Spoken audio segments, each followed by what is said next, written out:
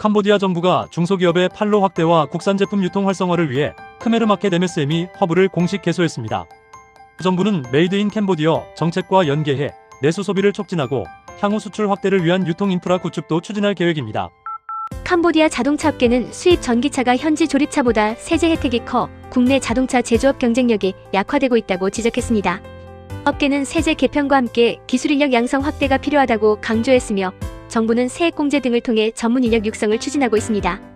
캄보디아 적십자가 엘니뇨에 따른 폭염에 대응하기 위해 뜨봉크문주 취약계층 800가구에 식량과 생필품 현금을 지원했습니다.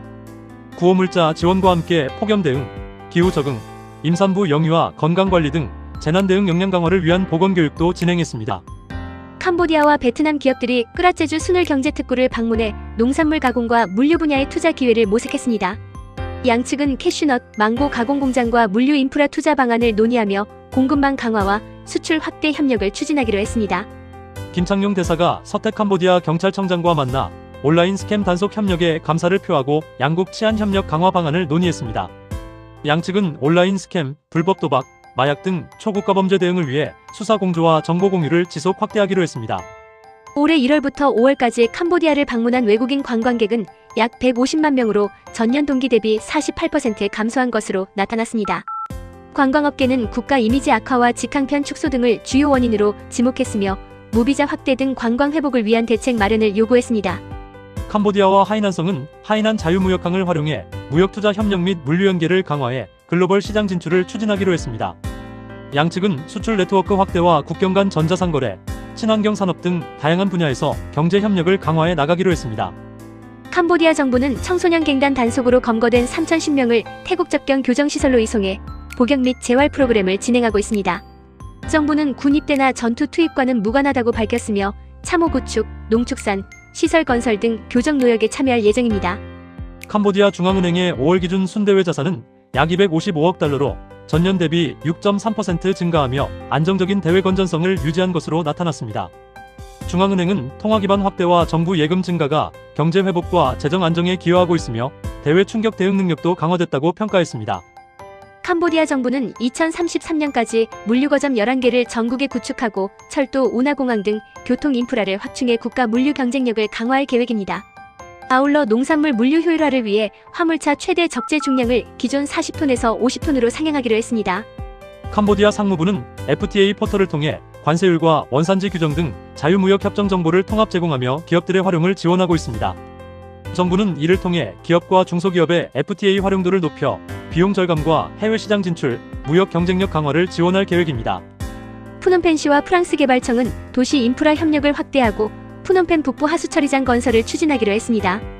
푸놈펜시는 급증하는 도시 인구에 대응해 하수도, 상수도와 배수시설 확충을 통해 도시 기반 시설을 강화할 계획입니다. 미국 국제개발금융공사가 떼조 국제공항 1억 달러 투자에 이어 물류, 에너지, 교통, 디지털 인프라 등 추가 투자 프로젝트를 검토하고 있습니다. 공사는 항만, 공항, 전력, 데이터 센터 등 전략 인프라 협력을 확대해 양국 경제 협력을 강화할 계획입니다. 푸놈펜 항만의 2026년 상반기 컨테이너 물동량이 전년 동기 대비 31.6% 증가한 33만 9,606 TEU를 기록하며 견조한 성장세를 이어갔습니다.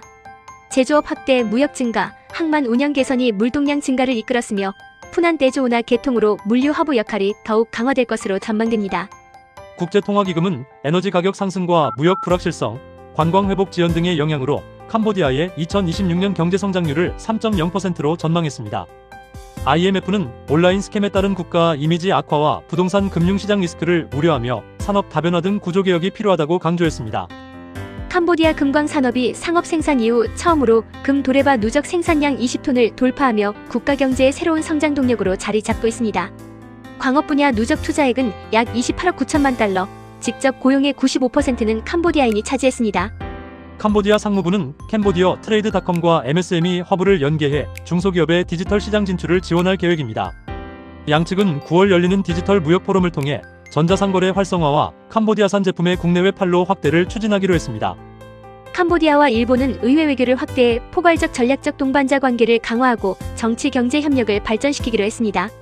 또한 온라인 스캠 등 사이버 범죄 대응 협력도 강화하며 국제 공조를 지속하기로 했습니다. 푸놈펜 대규모 합동 단속에서 온라인 사기 조직으로 추정되는 베트남인 5명을 체포하고 노트북과 휴대전화 등을 압수했습니다. 경찰은 디지털 증거를 분석하며 공범과 범죄 조직 연계 여부에 대한 수사를 이어가고 있습니다. 관광부는 중국계 기업 엑스캐피털 인베스트먼트와 협력해 디지털 관광 플랫폼 구축과 중국 관광객 및 투자자 유치에 나섭니다. 양측은 앙코르 스마일 전시회, 캄보디아 상품 판매관, 관광정보 플랫폼 앙코르 앱 등을 통해 국가 브랜드를 세계에 알릴 계획입니다. 제캄보디아 한인회는 창립 30주년을 맞아 8월 28일부터 29일까지 프놈펜에서 기념식과 동포 화합 행사를 개최합니다.